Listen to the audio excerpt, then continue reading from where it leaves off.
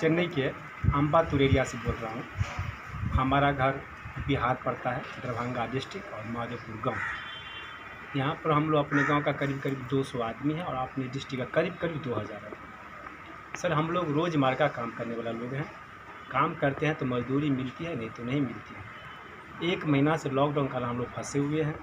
किसी तरह से हमारा गुजारा चल रहा है। कोई सुविधा भी यहाँ पर गवर्नमेंट नहीं दे पा रही है और इसलिए हम अपने चीफ मिनिस्टर नीतीश कुमार से रिक्वेस्ट करते हैं कि वे सेंट्रल गवर्नमेंट से बात करें और कोई सुविधा दे करके हम लोग को यहाँ से निकालें। हम लोग यहाँ पर बहुत दिक्कतें से झेल रहे हैं और यहाँ तक बात है कि रोज़ा का समय चल रहा है।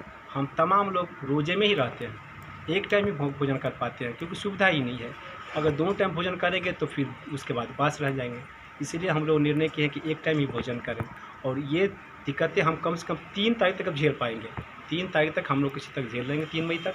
लेकिन उसके बाद प्लीज़ आपसे रिक्वेस्ट है कि आप कोई सुविधा हम लोग को दें और हमें यहाँ से निकालें। धन्यवाद।